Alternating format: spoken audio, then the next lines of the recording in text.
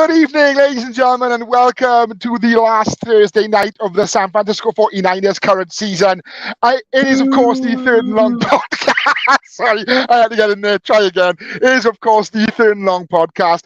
My name is Shane Harris. Above me are the OGs of the podcast, Mr. Oliver Butler Henderson and our beautiful baby Hope. Conspicuous by his absence, he's a little bit under the weather, is our young blood, the little emo Mr. Philip Perrins. He won't be here this week to see the Niners go down in flames, but I digress. Gentlemen, how are we feeling on this championship decider weekend? It's going to feel even better when we're in the Super Bowl and you're not after these comments. It's going to feel so much better. Top of the morning to you, Top of the morning to you. I've got to say things like that because I can't be confident in the Ravens to beat the Chiefs, because if I'm wrong, then good, and I've been more happy to be wrong in my life. I'm rocking my Purdy jersey this week, my new one. Very nice, very nice. So I'm rocking this one again. Yeah, 2012 Super Bowl. I will remove you from the stream again. Good luck. No comments. No comments. We do not talk about that Super Bowl on this podcast. No, children. I do have a special button as well as a special thing. Yeah, don't worry. I have every button you have on it. Don't worry, I'm breaking things. I'm not a hip for a change. Anyway, shall we jump into the news? Oh my God, it's been a mad 48 hours, maybe something like that. Yeah, the coaching merry-go-round begins. Yes, mate, I love the coaching carousel, and the great thing about the coaching carousel is literally the second that stops, the QB1 gets spinning. So I'm waiting for Kirk Cousins to end up in New England. That's what I'm expecting. Kirk is going Atlanta. Nah. He's going to New England. Anyway, that's for a different day, for a different story. Let's start with the big news, which broke about 20 hours ago now, about midnight last night, UK time, Wednesday night, Thursday night, Thursday morning, whichever you want to call it, which is the Michigan head coach, or former Michigan head coach, left Michigan as an NCAA champion to go and take over the LA Chargers. Go for it, gentlemen. How do we feel about this? Do you think this is a good hiring, bad hiring? Well, last off season, Harbaugh was very complimentary of Herbert and the Chargers offense. So I think he was almost saying, I want this job. So I don't know. Nick has said a lot of Harbaugh action in the playoffs in the years to come, and I think we know who's going to win now. I think the Chargers actually do have a very exciting offense that has been horribly underperforming under Brandon. What's his face? I don't think it's not even worth me remembering his name because he's not going to be in the NFL again. And their defense does need showing up. I disagree with that because I reckon he's going to be a DC somewhere. I think their defense does need showing up. I'm not sure if they kept their defensive coordinator or not. But although Harbaugh is more of an offensive mind, he needs to get good defensive coaching. That's my 2 cents on that. My 2 cents on it, as everyone knows, college ball ain't my thing, but I do know a few things. Jim Harbaugh is probably, boys, correct me if I'm wrong, the second most famous coach in college football last season after Nick Saban. Am I wrong in saying that? I would agree. Okay, fair enough. Because obviously with his exploits with the Niners in the 2012 Super Bowl, the aforementioned 2012 Super Bowl. So he knows how to coach an NFL team, a very good NFL team as well. The Ravens do play the Chargers at SoFi next season. So, of course, we've got the Harbaugh Bowl Part 2 to look forward to. I think it's a really smart hire for the Chargers. They've got him on a 5-year deal as well. So he should...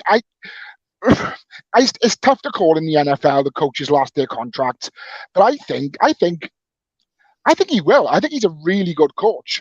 And the fact that he's got previous NFL experience as well, I think that will stand him in good stead. The only thing is, I don't know how much the Chargers have paid for him. It'll be a lot. It is a lot, considering Michigan offered him $124 million. Good God, for a college team.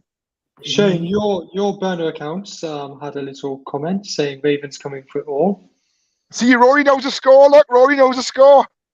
Okay. Yeah. So this is my take on it. Harbaugh is a winner. He knows how to win. He will make Justin Herbert win more by using Justin Herbert's less. Michigan's style of football, and even when the Niners were there, was smash mouth football, run the ball down your throat, and then stop you from scoring. That's what they did. That's how they won the championship last year. Michigan. JJ McCaffrey didn't actually have to do much because they had Blake Corin. They had the other guy, can't remember the other guy's running back name off the top of my head. They pound the rock. They will run the ball all day long and then use Herbert's arm strength if needs be, use Herbert's escapism, movement in the pocket to move around and all that.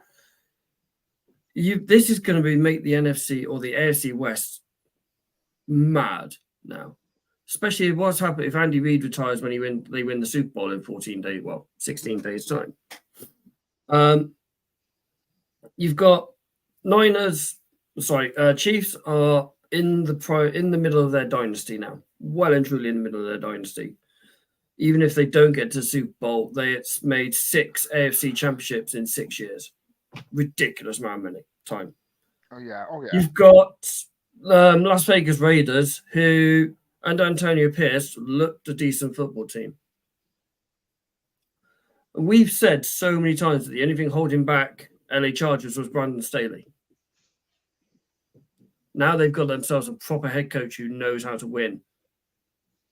The only worry is what the hell is going on with Denver, with Sean Payton and Russell Wilson. They're going to fall away. But those 3 teams, they're going to be like literally scrapping for it. It could be that. You remember that a couple of years ago when it said, "Oh, the AFC West is the strongest division in the league." This could actually generally be the strongest division in the league now. We're just on what could be seen coming forward. The thing is, though, that all this off-season talk never transpires. Everyone was thinking NFC East, and it ended up being AFC North. It was never any surprise. Great surprise with myself there, And to be honest, I think the NFC West could be pretty strong next year because the Rams are resurging. If Seattle can sort out, depending on how good their new head coach is, Niners will be strong, and Arizona, they played okay occasionally last season. They still won 4 games. They won 3 games when Kyler Murray out of the 8 games. Was that 8 games? Yeah, 3 games out of the 8 games when Kyler Murray was back. So I think NFC West could be good next season. But moving on to the Bengals offensive coordinator becoming the new head coach of Tennessee. That's an interesting one. That's an interesting one, I think. So this is my information, my take on it. So he was an assistant on the offensive coaching staff at Super Bowl 50 when Denver won the Super Bowl, which with Peyton Manning under center. Oh, that was a great Super Bowl. Yeah. That seems like a lifetime ago now. In 2016 to 2017, he was the quarterback coach for Matt Stafford, who went back-to-back for the first time in his career, throwing over 4,000 yards. He then coached Derek Carr to a career season touchdown in Oakland when he was at the Raiders, again as quarterback coach. Then he went to Cincinnati as an offensive coordinator where he coached Joe Burrows. And in the 2 full seasons that Joe Burrows was fit while he was coaching him, he threw for over 4,400 yards. This guy knows how to get the best out of quarterbacks, knows how to coach quarterbacks, knows how to make them work and go that. And look, even when Bengals lost Joe Burrows for technically the first 2 games and then the second half of the season, they were still in touching distance of the playoffs, despite having whoever they had under center. And the quarterback still looked reasonable enough to do a job. So what is he going to do with Will Levis, who could have been a first-round pick, has got the arm strength, has got the abilities of Josh Allen or the physical attributes of Josh Allen? It's going to be interesting times in Tennessee. Mr. Harris. That's exactly what I was thinking. If this so-called quarterback whisperer Brian Callahan is as good with quarterbacks as people say he is, how is he gonna sort of mold Will Levis and also Malik Willis as well? If Malik Willis stays there, I mean, is Tannehill going to hang around? No one knows. Maybe they'll try and keep that quarterback room together because they've got experience of being together. They won't want to bring anybody else in. They wouldn't want to interrupt the status quo. It's not a successful one, mind you, but still, they know each other. They know how each other plays. They know each other in and out. I mean, it's already been a season, but I think with someone like Brian Callahan, whose area of expertise is the quarterback position, I think they'll turn a couple of heads next season. Why do you think they went for him then, as opposed to keeping Vrabel on? Because as much as I, as a Ravens fan, don't like Mike Vrabel, I thought he was a good coach for them. I think you just need to look at the last 2 seasons, to be honest. They've been poor, and it's been the offense that's been the issue, I think. So I think that's why they've gone for an offensive coach. In terms of the quarterback room, I can't see Ryan Tannehill hanging around. I'd be very surprised if they keep Malik Willis. I reckon they may they'll keep Levis as a starter, maybe get a cheap Sam Darnold-esque veteran in, and like Brissett or someone like that. Potentially a late round pick as a third stringer. See if they can land a Brock Purdy. Could be a situation. I do like Shano's idea because obviously Malik Willis is going to be on a cheap deal anyway. Tannehill does go into free agency, so maybe they can bring him back. Look, 3-4 days in line saying, look, come back. We'll give you X, Y, Z. I don't know what their cap space is off the top of my head. I haven't got the stats in front of me. So it could work out like that on that case. Having that veteran head around who knows how to win games in the regular season, not necessarily the postseason, will help Will Levis. Because Will Levis, they did elevate that offense when he started. They looked better. D. Hopkins looked better. I do think they are so many wide receivers short in that offense. Though, there's a very weak offensive, and they got to obviously replace Derrick Henry as well. That's the big issue, the replacing of Derrick Henry. Blake Corum. I don't think he'll go. I think they're going to take Nabers. I think I've got him going in Nabers or even Rome Odunze going there. The Washington wide receiver, one of them. But yeah, that's what I think. I think you're going to see. I mean, he's obviously been under some great names. You know, Zach Taylor is a very, very good coach in Cincinnati, and learning of someone who's an offensive-minded coach like Zach Taylor as well, and having been able to, like, as you said, be a QB whisperer is a great talent to have. You know, because we see these players have bad games and then, like, the game later, it's like, oh, okay. There are some QB whisperers that have proven not to be QB whisperers. Frank Reich. This is different. You just hate Frank Reich, you do. You just got a vendetta against Frank Reich. Okay. Like our buddy's got a vendetta against a certain quarterback in Miami. First off, Frank Reich was brought into Indianapolis, supposed to be the Carson Wentz whisperer. Did awfully with Carson Wentz, cut him, brought in Phillip Rivers. He flamed out, brought in somebody else who I can't even remember. Who was starting? He was starting in Indy. It was Anthony Richard. Oh, Matt Ryan. Matt Ryan flamed out, got sacked. Went to Carolina, spent the farm to go and get Bryce Young, flamed out, sacked. Those first 3 quarterbacks have got something in common, though. They're all veteran quarterbacks. They're all stuck in their ways. I don't need you to tell me how to do it. I can do it myself. Whereas, I mean, Bryce Young is probably an anomaly. You know, it's his first season in the NFL. Success from college is always a coin flip. Now, they're going to be awesome, a la CJ Stroud, or they're going to struggle in the first season. Take your Trevor Lawrence, for example. And again, Bryce Young. Yes, but Matt Ryan played in the Super Bowl. MVP, regular season MVP. Phillip Rivers, probably not, but could be argued that he has Hall of Fame numbers. Not saying he's going to get. They've ever had. Not going to say he's going to be in the Hall of Fame, but he probably does have Hall of Fame numbers. And Carson Wentz, he was the offensive coordinator when Carson Wentz had a incredible season before he blew out his knee. So there are 3 quarterbacks that he should have been able to handle, and he didn't. Yeah. Yeah, but Carson Wentz never looked the same since he'd done his knee. That's true. No. Very, very true.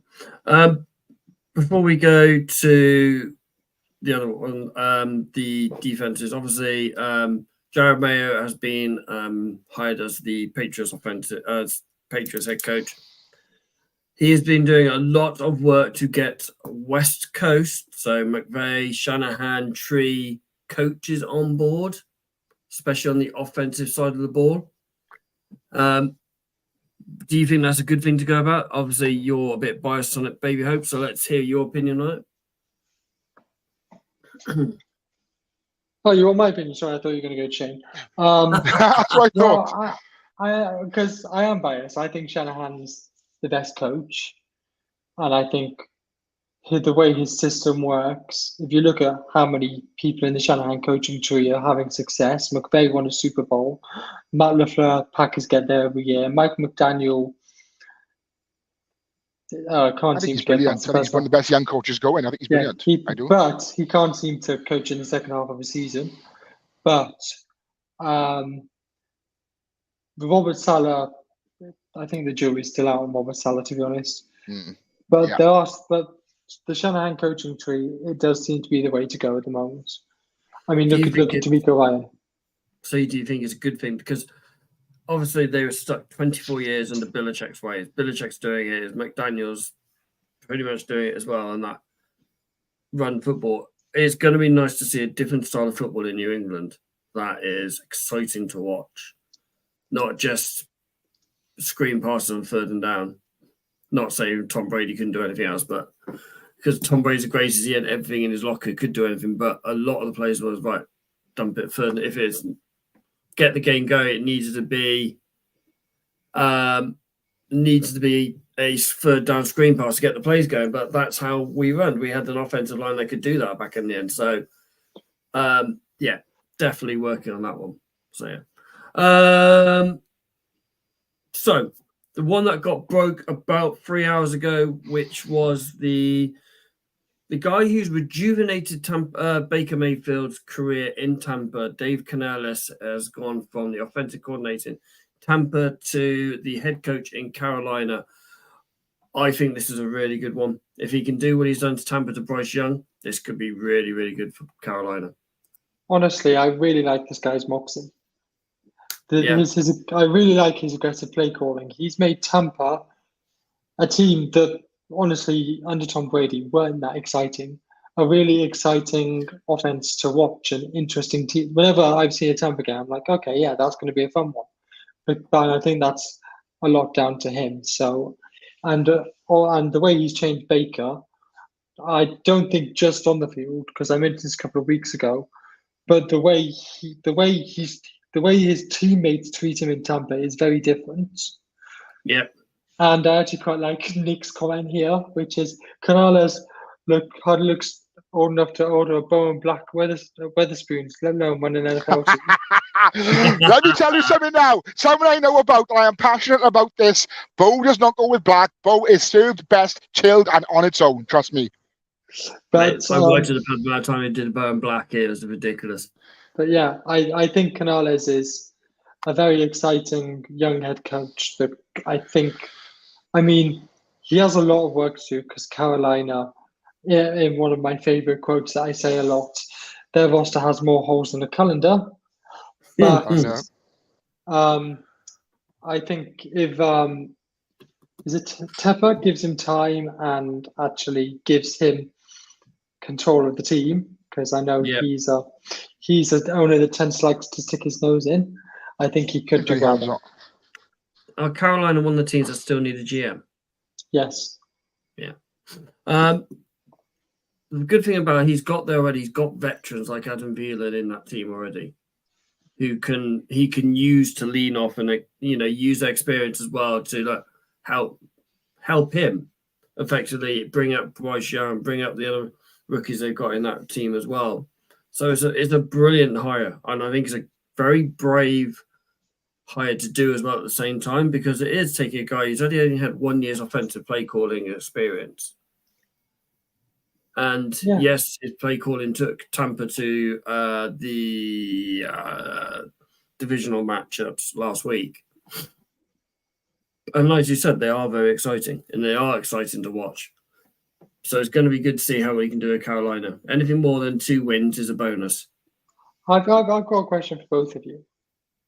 Oh, yeah. So, do we think that the Detroit offensive coordinator is going to Washington? Ben Johnson. Yeah, that seems to be, because it seems weird that he's not been hired anywhere else yet, and B, agreed. Washington haven't hired anyone else yet when they were the first one to get a new GM. And obviously, you don't need a new GM to hire a coach, because neither Carolina or LA have done that. But I'd get a GM first, and Adam Peters is a good GM, and I heard he wants Ben Johnson. So I just think that deal's pretty much already done. He can't hire Ben Johnson until the 12th of February anyway. When they win the Super Bowl. So yeah, that's probably a way. They can't announce his hiring until they're out of the playoffs anyway, which is going to be the 12th of February when it's over and done with. So that's going to be the reason why. It's more than anything else because they're still in the playoffs. I think it's very highly. It's very noisy around the Detroit socials. That's the situation. He is ending up in Washington. I don't know much of his background to know if he is a Washington guy or anything like that, but I do think it's the same as Canales in Carolina. There's a lot of work to do there. A lot of work. Yeah, I'm going to answer your question with a question. Would you rather be an offensive coordinator for a team or a head coach for a new team? It depends. Yeah. Does it? I mean, yeah, because the fact that you've got all this experience, you've got so far in your chosen profession, you're an offensive coordinator for the Lions. Yeah, brilliant. They're a mid-card team, upper mid-card team at the moment. That's fine. But would you want to drop down to a team that are not that good, but be in charge of basically the whole football side of things for somebody that's, somebody you can drag up then and have a bit of a project for yourself? I'd want some assurances from Josh Harris, but probably. I think so. It's new ownership in Washington as well. It's a new dawn in Washington. If I was Ben Johnson, I would have a real hard think about this. I'd want to have a conversation with Josh Harris and understand where he wants to go with Washington. But if I liked the answer and wanted to and thought I could do that, then yeah, I probably would, because Washington, I think, is one of the most exciting places for a head coach because it's basically a clean slate. Not to mention they got a new GM as well. Adam Peters was installed as new GM as well. With a roster that's actually not that bad. There is a few key things that need to be, corrected in Washington. Obviously, Josh Hart has done a lot of cleaning out, coaching wise, offensive wise, in the backs, in the offices and stuff like that, cleaning everything out. He's installing his team, what he wants to bring in. Brilliant. Love that. On the field, they traded away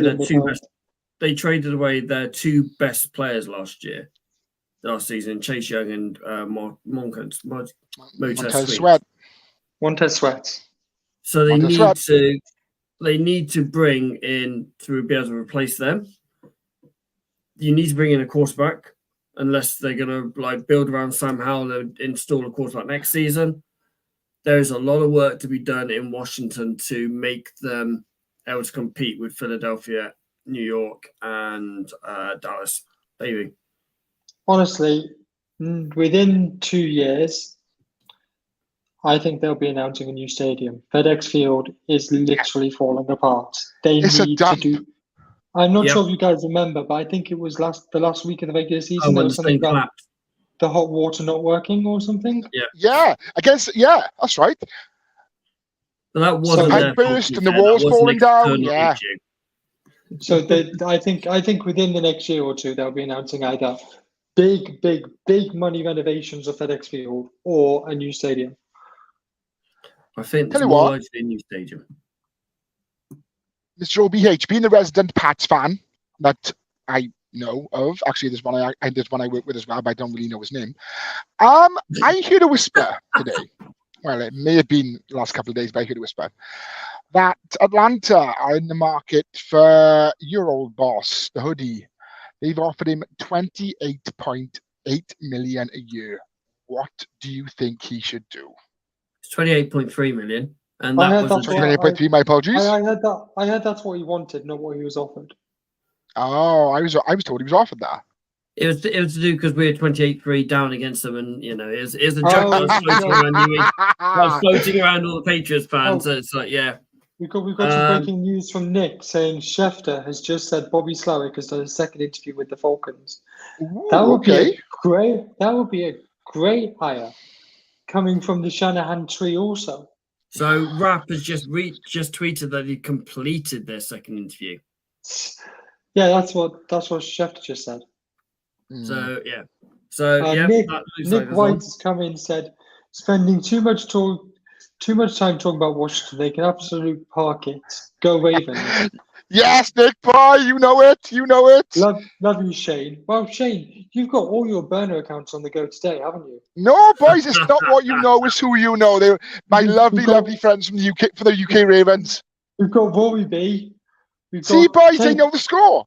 We've got K Code and we've got Nick White. You've got all of them. What did K Code say? What did K Code say? I missed that. What did he say? He said, I love it when Shano checks out the same name twice. Classic. I've had a cup of coffee before I come on. That's why I'm going a bit quick. Okay, let's go on to some defensive coordinator firings. Both a little bit of a shock. I am shocked by both, to be fair, on these ones. Let's start with Joe Barry, Green Bay Packers defensive coordinator. Gone. Been released, not had his contract renewed, whatever you want to call it. Can I take this one as we played him last week? Go on then. Yes, please do. So, Green Bay Packers season really was a Jekyll and Hyde sort of thing, wasn't it? Yeah. They were before the bye. Honestly, they were pretty poor, and then after the bye, honestly, they were pretty good.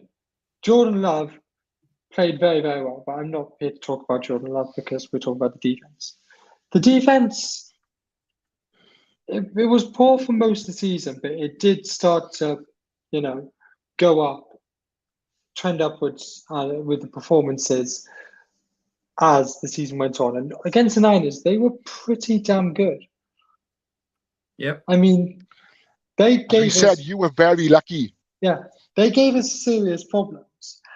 However, the fan base, I don't think, still really believed in Joe Barry's defense. I think they still wanted him gone. And whether it's Brandon Staley, which I really hope it doesn't for the Packers' sake, rather than anyone else. But there are some good defensive coordinators floating around. So if they get a good defensive coordinator and build around some of the players they have, like Jay Alexander or Shanghai, people like that, I think the Packers could be a force to reckon with. So Alexander's still there. I had their stats up on front of me. I don't know where it's gone. I had it written down on a piece of paper. I don't know where it's gone. They were 20th in points allowed. And that includes putting up, Panthers putting up 30 points against them. Against the pass and the rush, they're both in the top 10 yards allowed.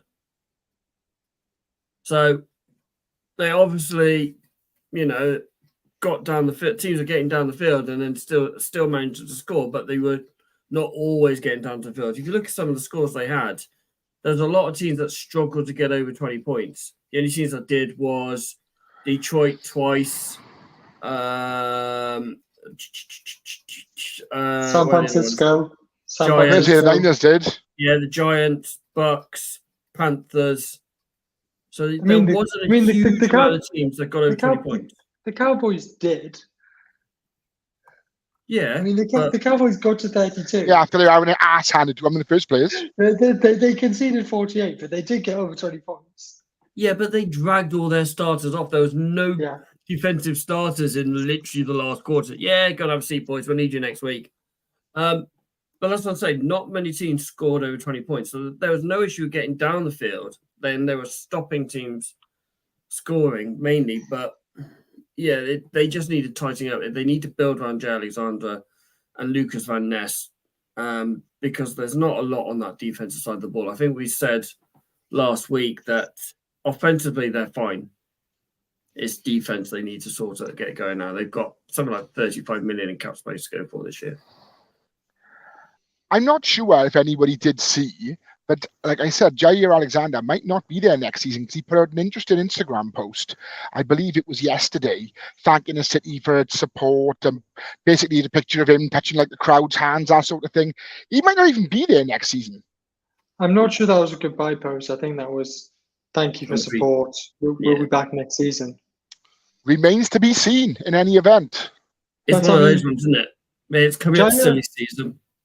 Jair Alexander is a Packers fan. I'm not sure if you guys saw that news article after when when the fan pick made an inception on the pitch. Yeah, we've seen that one. No, the one where there's somebody reporting. Jair Alexander goes up to the camera and says, "Pack is back." Woman who works Green Bay News doesn't realize who it is and goes, "As a fan just said." It's like, that's Jair Alexander. As a fan just said. He's not exactly a fan. Okay. This one is very shocking. It's mutual decisions. So they both decided to do it. I've got a theory about this one. So Nick Fangio has left and he's rumored to be going to Philadelphia. Tapping up. Done. Big Fangio is done. It's done. Tapping up.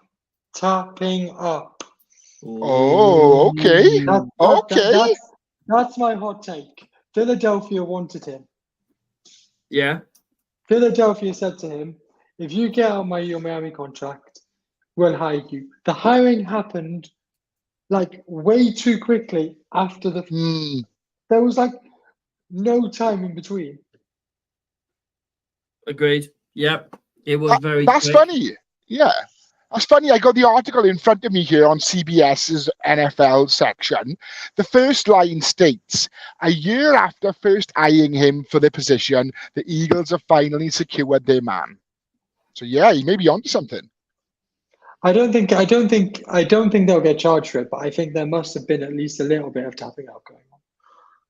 But they've also, it looks like he's going to bring his band of merry men with him as well to help on that defensive side of the ball, because we saw Philadelphia in that second half of the season, and that was probably the worst team I have ever seen secondary play. They could not do anything. I mean, couldn't tackle, couldn't bloody follow routes. They were missing assignments. The Philadelphia Eagles were not a Super Bowl caliber team at the back end of that season. They only because they got 10 wins really quickly that they managed to creep into the playoffs. And it was literally creeping the playoffs. They went from 10-1 to 11, 10-1 to 11-5. I mean, yeah. The Niners started that slump, but and then the Cowboys pounded them in again into the ground a bit more. Yeah, but Deebo Samuel waving at the Philadelphia fans. What a sight! Also, it went a bit teats up when Big Dom got fired from the sidelines. Big Dom should never be allowed on the sidelines again. Anyway, no, he shouldn't. Of course, he shouldn't. Not just because you were obviously a Niner mark, but he shouldn't. I don't think he's like, what's the harm? Like, do you think who else does it? What other team does it? Has a security guard on the sidelines? And if they do, I've never heard of it because he's been that sort of inconspicuous and kept his nose out of it, and he's been fine. You should not be allowed to punch or push or whatever. No, you shouldn't. Whatever we did to Dre Greenlaw, when Dre Greenlaw punched him in the face, I was like, "Good on you, mate." Oh, I feel sorry for him. Right. What was I going to say? Sorry, Yeah. I've just Go back just to reading this article a minute. I've just been a little bit sick in my mouth, and this is disgusting. They're saying now, Vic Fangio, basically defensive coordinator for the Eagles, he's going to want to pair Jalen Carter with somebody next year. And the name that they first mentioned is Justin Madubuike. And if that's the case, that's going to be terrifying. Nah. Their issue in Philadelphia is their head coach. Yes, agreed. Until Sirianni goes, they will not get anywhere near the Super Bowl again. No. That's their issue. I mean, he lost a great offensive coordinator, a brilliant defensive coordinator, and he's been found wanting. He has been found wanting this season. I'm just trying to think about Fangio, because he's been in a lot of great defenses, but how much of it was him? Because when he was at San Francisco, he had some incredible players. Yeah. I mean, Justin Smith, Alden Smith. He had Pat Willis, who's going to go into the Hall of Fame this year. He had Navarro Bowman. I mean, he had an incredible. And then he went. Where did he go after that? Was that when he went to head coach of Denver? I feel like there's some years in between there that I'm missing. So he's been his coaching career obviously started in college, North Carolina. Then he went to into the New Orleans Saints as a linebacker coach, Panthers as a defensive coordinator. He's been Indianapolis as a defensive coordinator. He's been Texans as a defensive coordinator. Then he went to the Baltimore Ravens as special assistant to head coach and defensive assistant and linebackers coach. Then he went to Stanford, the college, as a defensive coordinator before he went to 49ers for 3 years and as a DC. Then he went to Chicago. Then he went to Denver, as the head coach. Where 2021 would he won the Super Bowl? What year is it? 21?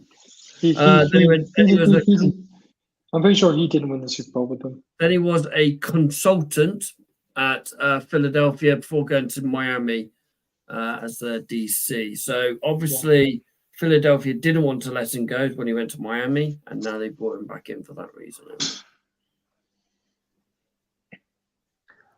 But okay, we done our coaches now because we've got two massive, huge games to talk about on the weekend, and also, are we doing our potential awards this week? We'll roll on to that next week when Mr. Perrins is feeling better and back with us on Monday, because we'll only have 2 games to talk about on Monday. Yeah, that's true. And you two are not going to want to talk much when you both lose, so it's fine. Stop saying things like that. That's not very nice. As I said, if we lose on Monday, Kelly can take my place. If you lose on Monday, Laura can take my place. If you just let Laura and Kelly do the show, it'd be brilliant. Do you know what? I've mentioned it to her, and I meant to mention it to you guys to see what you think. We should have our partners on one week. Just to sort of chip in with their NFL experiences, how they got into it, what players they like, and sort of, I think that'd be fascinating. Maybe you like something to do with the off season. Hey, so something we can look at, right? Yeah. As we know, we do our predictions every week. So we do this every week, and where I am currently leading with 56 points. Woo! For people who don't know, we pick 4 games every week, and sometimes 5, depending how we feel.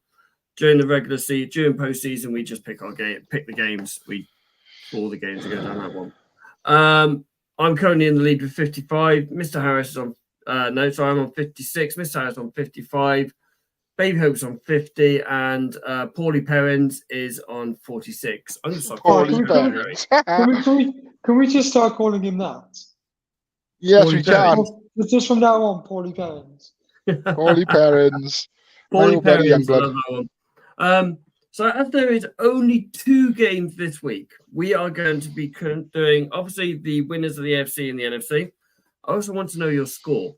If you get all 4 right, so that is the score right as well, it is 10 bonus points. If none of us get the score right, does the person who's closest get the points? No. It's bang on or not. Because he Okay. knows that if I beat him by a technicality, he won't be very happy. Oh, Super Bowl, mate! You wait until I can put the Super Bowl. There's gonna be all sorts of rubbish going on that Oh, one. I know what's going up at the Super Bowl. Okay. As you two have teams involved, I'm gonna let you take the lead. Baby Hope. So you can go with NFC first. we're going NFC first. Okay, I thought we'd go chronological order, but cool. Niners, Ravens. Oh God. The thing that scares me is I can't look past the Niners win. I really can't. And to be honest, I think it's going to be kind of heavy, so I'm going to go 34-20 Niners. Debo's back 34-20. practicing. There's no rain forecast. And I just think we're better than the Lions. Just go with me on this one. Goff, Purdy. Kind of maybe level, maybe Goff. Wide receivers, Amon-Ra St. Brown and Josh Reynolds versus Debo and Ayuk. Okay. Running back, Jahmyr Gibbs versus Christian McCaffrey. Who's your backup running back? And they've got David Montgomery. So yeah, We've carry got on. Elijah Mitchell's fine, but McCaffrey plays most plays. Tight end, healthy George Kittle versus banged up Sam Laporta. He's no longer questionable. Yeah, but he's still probably not 100%. Carry on. Guard, tackles, Penei Sewell versus Trent Williams. Best right tackle against the best left tackle. Mm-hmm. Hutch and Bosa. Yeah. All I'm saying is that I think we have the better players. So, and on paper, this looks sexy as fuck. We're home. I think we have the best coach in football. So on paper, we should win. So 34-29ers. As Nick has just said, though, they have a very good running back room, and our run defense has not been good. They go run heavy. This could be a slobber knocker, yeah. Thank you for your impartial opinion, Nick. You Niners fans do have an impartial opinion. Thank you for that. We do need to show up our run defense. Hey, slobber knocker is a hell of a word. It's a very, very good word. Mr. P would be a fan of that. Yeah, you wouldn't know. Me and Mr. P know it well. It's a slobber knocker. Got to remember that. Slobber knocker, folks. Ravens. Me. Go on. Yeah. Go on, but yeah, you do yours now. Okay. This is a really, really hard game to call for me. Because I think it's two very, very even teams. And I think it's a hell of a game. And although I don't like betting against Mahomes in the playoffs, I'm going to say 31-27 Ravens. Goodbye. But I think it'll be very close. Potentially overtime needed. Mm-hmm. I'll let Shane talk about the Ravens in a bit more detail, but that's what I think. Shane, okay, Ravens I'll start with yes, of course. Firstly, good answer, Baby Hope. I've always respected your opinion. You didn't last week. Yeah, but you were also wrong last week. This is our biggest game in 12 years. The AFC title game runs through M&T Bank Stadium for the first time in franchise history. And considering we won the Super Bowl in 2012, this is a huge achievement. I haven't been impressed by the Chiefs all year because they've got something. They got the X factor that not a lot of teams have. I think if they had a bad quarterback, they wouldn't even be in the playoffs. I don't think, because I think Chris Harris is not really bothered. I still say that. My mother's name was mental. I still say that he was sat on the sidelines until they paid him. How is that loyalty? You want your money over the team. Are you talking about Chris Jones? Sorry, Chris Jones. Yeah, what am I on about then? Oh no, Chris Jones. Yeah, sorry, you're all right. Yeah, I know. I thought somebody else play for somebody. Oh, anyway, sorry. Anyway, yeah. There are a few Harrises knocking around, but I think you're talking about Chris Jones. Yeah, I am. Yeah, talking about Chris Jones. You are right. Yeah, he hasn't really lit the fire, lit the world on fire, lit the league on fire since he's been signed to his new deal. I've gone into a lot of the big games for the Ravens this year, expecting us not to win. The likes of the Detroit game, the Seattle game, the Miami game, the Niners game, and we blew all those teams out the water. So there's no reason for us not to do the same to the Chiefs. If you want to go position for position, we can do that. LJ or Mahomes, we all know of LJ's playoff curse is, shall we say. I like to think that's over now. But again, you can't bet against Patrick Mahomes in the playoffs.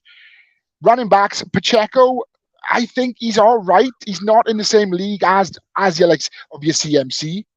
You know, I think he's all right just because he runs angrily. Little new phrase he can probably sell 1,000 t-shirts with. And yeah, he's probably better than. But we have we rotate our running backs. Justice Hill has been very unsung this year. Same with Gus Edwards. I think he's on 12 or 13 touchdowns for the year. He's been very unsung. The fact that J.K. Dobbins, like I said, he's been very unsung. And the fact that we got Dalvin Cook as well, we don't know what he's capable of, what his aging legs are capable of. So you go wide receivers then. So they've got Valdez Scantling. Old Awful. Ollie, boys, would you agree? Yeah, not very good. He's awful. Okay. Rashi Rice is their only one. Exactly, and we've got obviously Mark Andrews potentially returning. If he doesn't, Isaiah Likely's been brilliant, but they've got Kelsey. There's another X factor. No, he's another X factor there. Have you guys seen the Swifties going crazy that he did a heart sign after his touchdown last week? That was so fucking stupid. So as I said, we got Zay Flowers and OBJ. They've got what have they got? What's his name? Noah Gray. I know Mr. OBH is a big fan of Noah Gray. But I just there's the only thing on that team that is a game changer is Mahomes. I think Kelsey's gone off the boil. They're not as good as they were, I don't think. And our defense goes without saying. I am literally starting to fall in love with Roquan Smith more and more every day. He was born to be a Raven. I love that bloke. I think we'll win. It'll be close because you can't bet against playoff Paddy. I think we'll win 28-26. I really do. But then you go for the NFC game then, and like Baby Hope said, it's on paper. You can't even compare it really. You know, Lions have got a couple of good players, but the Niners have class all over the field. There's no weakness really. I mean, Nick, you mentioned their run defense. Ambry Thomas. Ambry Thomas is our weakness. One weakness in the whole team. No. I think it's definitely going to be. I think Niners Ravens Bowl. I think it's going to be something like 32-14 to the Niners. Okay. I am now going to put an impartial talk into this. Yeah, I'm going to go against every single one of you. So it's either going to be backfired or I'm going to look incredibly clever.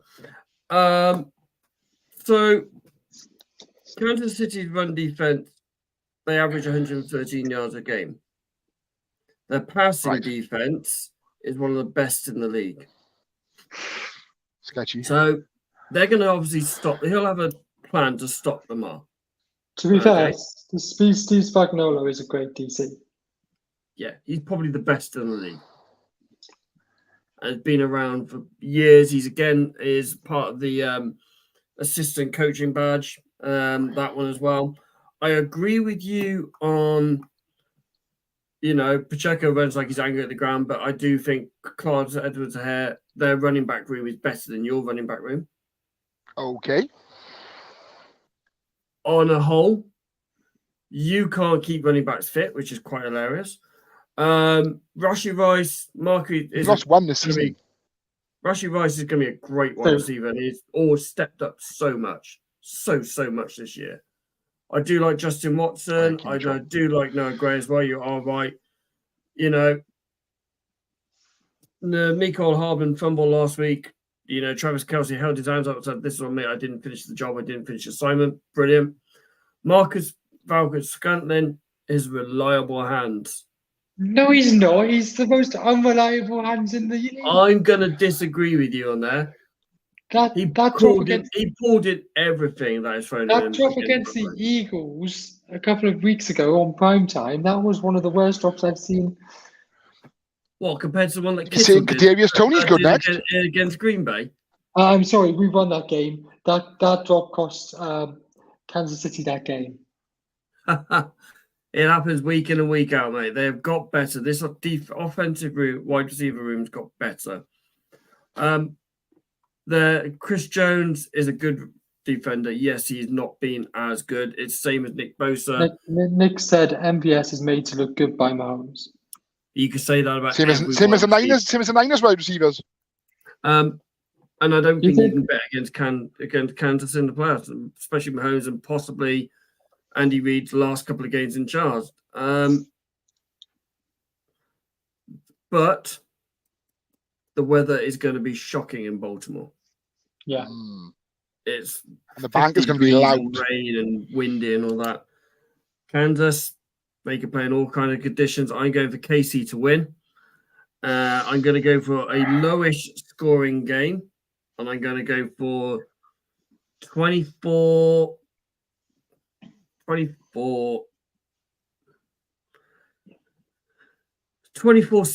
to KC. It's nice you thought through these predictions before we actually came on air. I was just trying to think of the score off the top of my head. Trying to put what be a reasonable score in my head. Detroit against San Fran. I love the fact that Detroit's been written off. Absolutely love the fact they're being written off. I love the fact that Dan Campbell is everything that is that team. Grit, determination, best against us all you want. The underdogs are here to fight you all the way. Jared Goff is the better quarterback, has got more experience. But I'm not saying Brock Purdy's not a good quarterback. I just think in this moment in time, if you had 32 GMs, probably 31 of them would take Jared Goff. I disagree. I'm not saying I don't think Jared Goff's a better quarterback. I'm saying I think more GMs would take Brock Purdy. I probably go baby and I want to be fair. Don't get me wrong, your wide receiver room is pretty good, but the Reynolds are good. Amon-Ra St. Brown is one of the best wide receivers in the league. He's probably a top 5. He's going to get paid this offseason. I could see it. Oh yeah, because he definitely made the Pro Bowl. Yeah, well, we know what we think about the Pro Bowl, don't we? It's dodgy voting. Yeah, he should have been in the Pro Bowl, but I do think Debo and Ayuk are both better than him. Yeah, well, you would say that. Their running back room is very, very good. Jamar Gibbs is a great pick at 12. David Montgomery will run through anything. And as Nick said, your run defense isn't that good. They will literally run that ball into the ground, and then they will go after your DBs, which is your weakest part of your team. And they will plan this up. And as we know, Ben Johnson is a great offensive coordinator.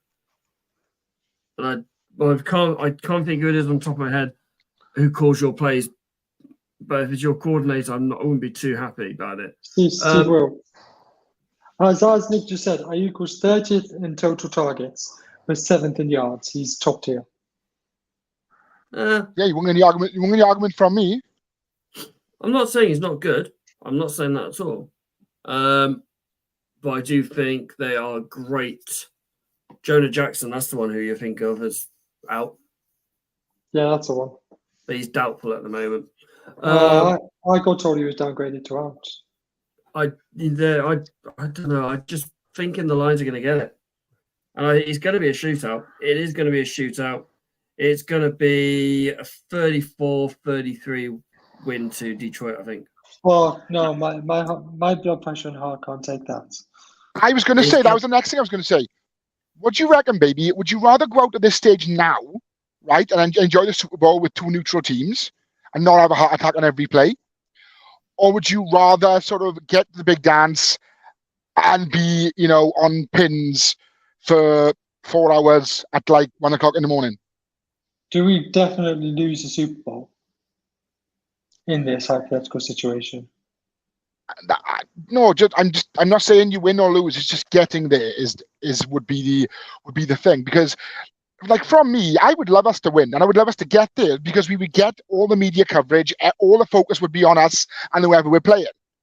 So we would get finally where I think we deserve to be as one of the face franchises of the NFL. I mean, I'd love to come on this show and have 5 episodes just talking about the Niners. We know. None of the Niners podcast will be back this season. So up. If we don't win, I want the Lions to win. Yeah, me. Yes, I'm me 100%. So, I want a third of a happy children in this house. Do I want? Yeah, as I was going to say, Nick, got to be in the dance, or we forever be. What have we got in there? That's what I was getting to in a long-winded way. Very.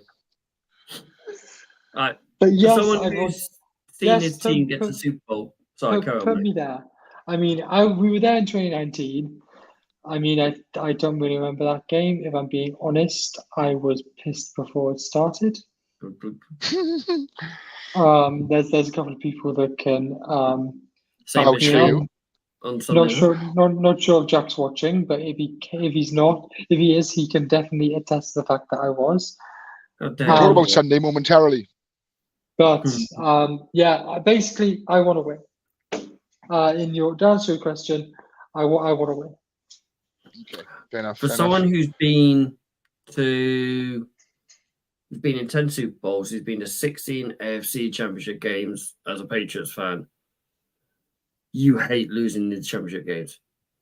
It's like losing the FA Cup semi-final. It's horrid. Semi-final.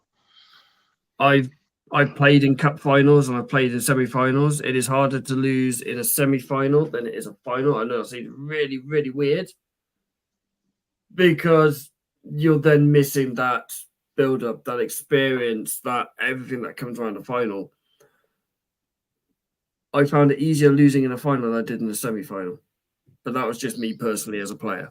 I mean, having lost in the AFC, having lost in the championship 2 years in a row, this has got to be our year. Oh, you're starting to sound now or never. Now or never for you. Now or never for you. Now or never for us. I don't think either of us will have it this good ever again. I am going to say though, this is the year of the underdog. Who expected? No, the year of the underdog. I'm not against it. Nick Foles. Who expected Green Bay and Houston to get to the divisional games? Who expected them to get into the playoffs? No one. Or apart from maybe their fans. No one expected, apart from probably Detroit, to get into the NFC Championship game.